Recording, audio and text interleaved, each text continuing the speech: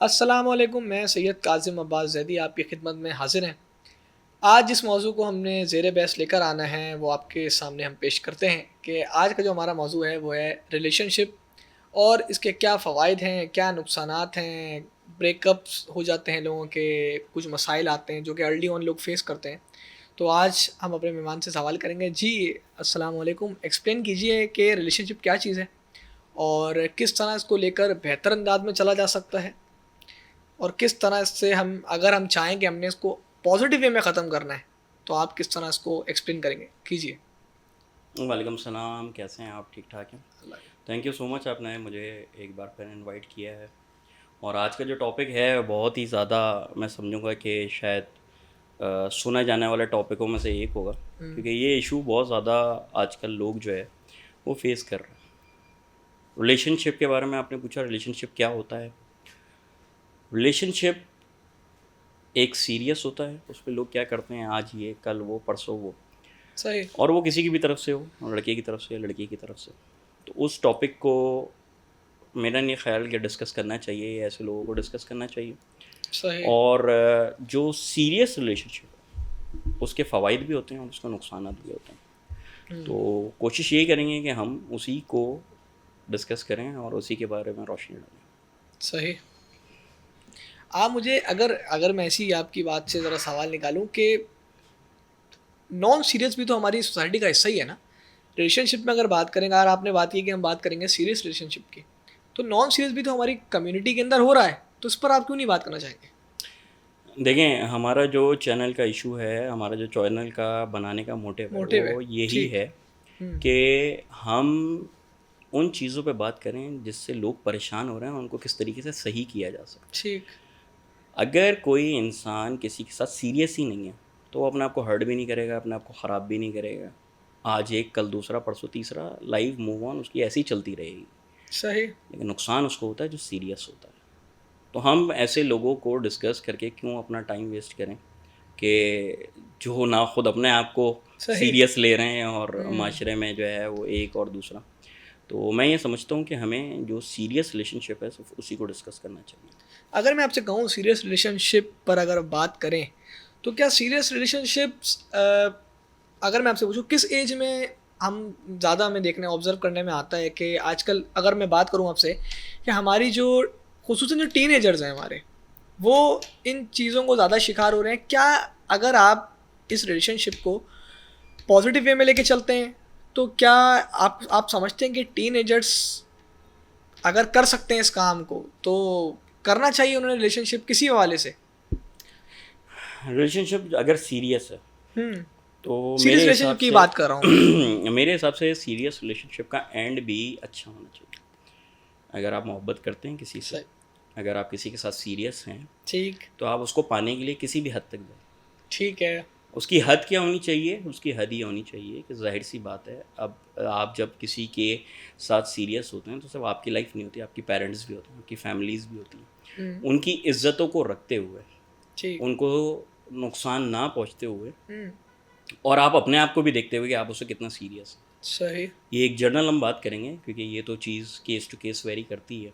क्योंकि ज़्यादातर इश्यूज़ यही आते हैं कि पहले तो मोहब्बत हो जाती है, क्योंकि इसकी कोई हुँ, एज नहीं होती। सही। किसी भी एज में हो जाती है, किसी जी। से भी हो जाती है। हुँ, और जब ये हो जाती है तब तक तो सब अच्छा रहता है। सारी सही। चीज़ें सही चल रही होती हैं, बातचीत होती है, एक दुनिया दिखाई जाती है, सही। एक अट्रैक्शन होती है, सही। और उससे इंसान जो है वो अपनी फ्यूचर प्लानिंग कर रहा होता है, अपनी ज़िंदगी को देख रहा होता है। जी, जी, बिल्कुल। तो वो तो जब तक चल रहा होता है तब तक सही होता है। इश्यूज़ तब आते हैं जब आप उसको इम्प्लीमेंट करने जा रहे फाइनलाइज़ होते हैं। नहीं कर पा हुँ, रहे होते, सही।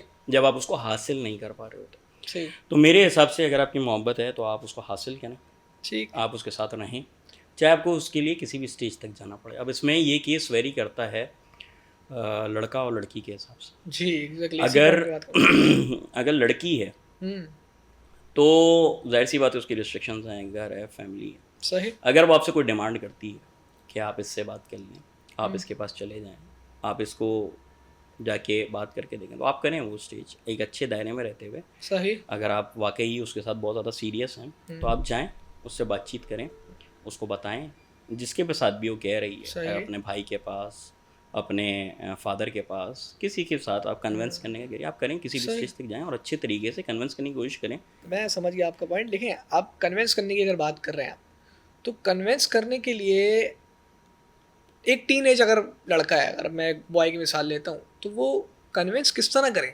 अभी तो एक उसकी एज इतनी है ही नहीं कि वो एक प्रोफेशनल स्टेबिलिटी उसके पास हो।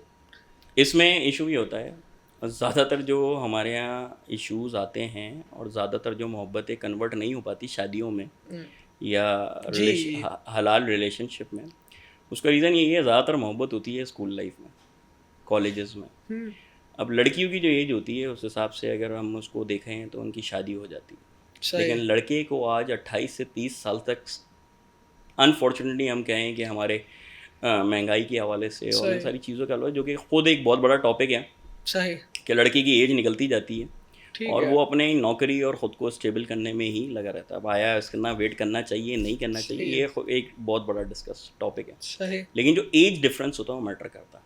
ठीक, लेकिन बात वही है कि जब मोहब्बत हो जाती है तो फिर इंसान को कुछ भी नज़र नहीं आता, कुछ भी नहीं एग्ज़ैक्टली। दिखता सिवाय उसके, हुँ, ऐसा लगता है कोई है ही नहीं उसके अलावा। तो एज डिफरेंस बिल्कुल होता है।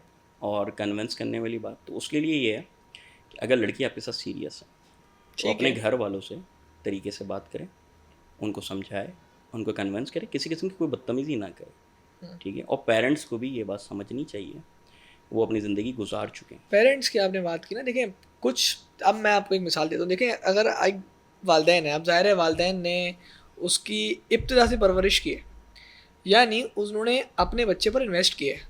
अब जब आपने एक अरसे तक बच्चे पर इन्वेस्ट किया है, तो क्या वालिदैन ये राइट नहीं रखते कि जी, जब वो बच्चा अगर फ़ैसला करना चाहे, तो उसके फ़ैसले के अंदर अपना फ़ैसला इम्पोज़ करने की बात नहीं कर रहा हूँ मैं। अगर बच्चे ने कोई डिसीज़न लेना है शादी का, तो क्या वालिदैन का फ़ैसला मैटर नहीं करता? इस पर बात करें। बिल्कुल, वालिदैन को तो सारी चीज़ों का हक है। हुँ, वालिदैन को शादियाँ, और हमारे यहाँ शादियाँ कैसे होती हैं आपको ज़्यादातर मालूम है। लड़की को तस्वीर दिखाई जाती है, ना सही। बात होती है, ना हुँ, मिलते हैं, और तस्वीर दिखा के और वो सब कुछ करके जो जनरल हमारी फैमिलीज़ में होती है, एक मुलाकात करा दिया दिया दिया दिखा दिया जाता है, सही, जो कि बहुत ही ज़्यादा शॉर्ट टाइम के लिए होता है, इसमें आप किसी को जज नहीं कर पाते। ठीक आपने है। ज़िंदगी गुज़ारनी है किसी के साथ, जो कि मोस्ट इम्पॉर्टेंट पार्ट है। उसमें होता क्या है पेरेंट्स ही फैसला करते हैं। लेकिन फिर मेरी जो मैंने बात की थी, अगर आप उसको ज़रा सा गौर व फ़िक्र करें, कि अगर आप में लड़की में हिम्मत नहीं है उसको कन्वर्ट करने की, तो वो एग्ज़ैक्टली। यहाँ तक आई क्यों? अगर उसमें फ्लो के साथ आ गई। हिम अगर उसमें ये होता है हुँ, कि जब सब कुछ सही चल रहा होता है, हुँ, तब तक ये सारी चीज़ें नज़र नहीं आती। तब वो शॉपिंग भी करते हैं, घूमते भी हैं, सही बातें बात। भी करते हैं, एक हुँ, दूसरे को टाइम भी देते हैं, एक दूसरे को बड़ी हसीन दुनिया भी दिखाते सही हैं कह कि रहे हैं। बुढ़ापे में ये होगा, जवानी में ये होगा, हम ऐसे घूमेंगे। हुँ, असल जो चीज़ें आपको हिट करती हैं वो यही सब करती हैं। तो जो आपकी बात का जवाब है, अगर आप में हिम्मत नहीं थी हुँ, तो फिर आपको यहाँ तक आना भी नहीं चाहिए था। फिर आपको अपनी माँ बाप की रिस्पेक्ट, उनका ख्याल पहले रखना चाहिए सही, था। आप उनका ख्याल रखते, उनकी इज़्ज़त करते, और इस तरीके से आपके पास कोई भी प्रपोज़ल आता, कोई भी आपको अप्रोच करने की कोशिश करता, आप उसको मना कर दो स्ट्रेट अवे। सही। लेकिन अब जब ये आपने गलती की है, हुँ, अब आपको भी सुकून नहीं आएगा। जब ठीक, आपको भी सुकून नहीं आएगा तो आप उसको कन्वर्ट करें, और अच्छे तरीके से करें, अम्मा अब्बा को कन्विंस करके, उनको अज़ियत नहीं दें, उनको तकलीफ़ नहीं दें, उनको समझाएं, उनसे अच्छे से बात की जाए। माँ बाप मान जाते हैं, मोस्टली केसेस में मान जाते हैं, लेकिन जहाँ नहीं होता वहाँ आप सब्र कर सकते हैं। लड़की के पास अख्तियार होता है सब्र करने का, हुँ, सब्र कर सकती है बहुत सारी चीज़ों पे, और लड़के के पास भी अख्तियार होता है कि वो मूव ऑन कर जाए या सब्र करे।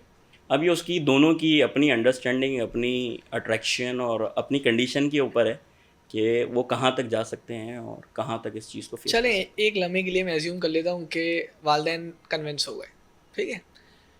उसके बाद एक और मसला हमारी सोसाइटी का है, कास्ट सिस्टम, इसको कैसे आप डिफेंड करेंगे? हैं। मैंने देखा है, एक बात की है, अगर यही सारे इश्यूज़ हैं, हुँ, आपको किसी में इन्वॉल्व होने से पहले इन सब चीज़ों को देखना चाहिए। मैं लड़की के लिए बात करूँगा, अगर कास्ट सिस्टम, ये सारी सिस्टम, वो सारी सिस्टम, अगर आप लड़के को कहती हैं तो वो तो ज़ाहिर सी बात है, लड़का सीरियस अगर है आपके साथ सही, तो वो हर स्टेज तक जाएगा, वो सबसे बात करने के लिए तैयार है। लेकिन ठीक, लड़के के केस में अगर वो अपनी फैमिली को आपके लिए नहीं कन्विंस कर पा रहा, तो मैं ऐसी लड़कियों को कहूँगा फिर तो आप बच गई, क्योंकि जब वो अभी आपको कन्विंस नहीं कर पा रहा आपसे अपनी फैमिली के लिए, तो जब इस तरीके के रिश्ते और प्रपोजल्स जाते हैं तो एक पहले ही तनाव खिंचाव पैदा शुरू हो जाता है, जो कि शादी के बाद भी रहता है, जी, जो इस पे मैं शादियां हो सवाल जाती हैं। करता हूँ आपसे। तो जब आपको मालूम है ये सारी चीज़ें हैं और आप पहले ही उसके लिए कोई स्टेप नहीं ले पा रहे, तो फिर मैं ऐसी अपनी बहनों को और ऐसी लड़कियों को कहूँगा, आप बच गई, क्योंकि सही, जो पहले ही आपके लिए स्टेप नहीं ले पा सही रहा, बात है, कन्विंस नहीं कर पा रहा, वो सही। बाद में क्या आपको राइट्स देगा। अच्छा, माशरे के अंदर अगर मैं बात करूँ आपके इसी बात से कि कुछ मैंने कुछ ऐसे केसेस आए हैं कि उसमें देखा गया है कि जी वालदेन का इन्फ्लुएंस शादी के बाद भी घर में हो रहा है। तो उसको किस तरह एक्सप्लेन करेंगे? क्या होना चाहिए? क्या इसके डिमेरिट्स हैं? क्या नुकसानात हैं? ये अलग टॉपिक है मेरे हिसाब से, हुँ। और इस पे नहीं, अगर जितनी आप जितनी 1 बात की सेंटेंस जाए अगर उतनी बात कम है, करें। लेकिन मैं इन शॉर्ट हाँ, आपसे हाँ। ही करूँगा कि अगर इंटरफेरेंस पॉजिटिव है और हुँ, उससे दोनों खुश हैं तो ठीक है, लेकिन अगर सही। नेगेटिव है और उससे किसी की भी लाइफ बर्बाद हो रही है तो पेरेंट्स को सोचना चाहिए। ठीक है, ठीक है। अच्छा, आपने इनिशियली बिल्कुल अगर आप जाएँ, आपने स्टार्टिंग में एक बात कही कि हमने जो नॉन सीरियस लोग हैं यानी रिलेशनशिप को लेके, तो उस पे हम बात ही नहीं कर रहे। जब मैंने आपसे कहा कि देखिए कम्युनिटी के अंदर ऐसे लोग एग्ज़िस्ट कर रहे हैं, जब एग्ज़िस्टेंस है एक चीज़ की, तो आप क्यों उस पे अगर चलें हम बात कर देंगे नॉन सीरियस रिलेशनशिप हो रहे हैं, तो उससे छुटकारा कैसे हासिल किया जाए या उस चीज़ को किस तरह ख़त्म किया जाए? इसमें लड़के को लड़की को दोनों को खुद को एजुकेट होने की ज़रूरत है। वो खुद अपने आप को देखें, वो अपने साथ ज़्यादती कर रहे हैं या अपने साथ फ़ायदा कर रहे हैं। सही। कहीं ना कहीं लड़का भी, कहीं ना कहीं लड़की जाके सीरियस हो जाती है। भले एक के साथ टाइम पास करें, दूसरे के साथ करें, तीसरे के साथ करें, कहीं ना कहीं वो जाके सीरियस हो जाएंगे। और जब वो सीरियस होते हैं हुँ, तो जो वो पीछे कर कर आए होते हैं, दूसरों को धोखा दे के आते हैं, वो सब उनके सामने आता है।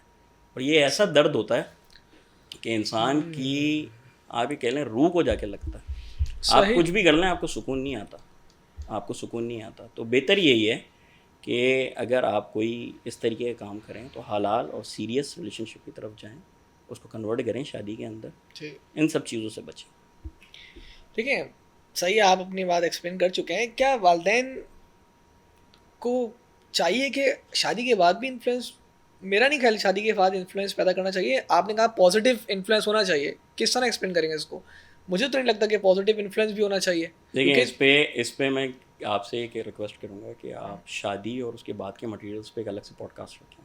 अच्छा, इसको हम सुकून से इस पे डिस्कशन करेंगे। ये एक बहुत सही। लंबा टॉपिक है, अगर हम उसको करेंगे तो ये टॉपिक हमारा मिस हो जाएगा। आप इसको बिल्कुल ही एक सेपरेट रखें और इस सही, सवाल का मैं आपको बहुत अच्छा जवाब दूंगा। चलें इस पर भी बात करेंगे।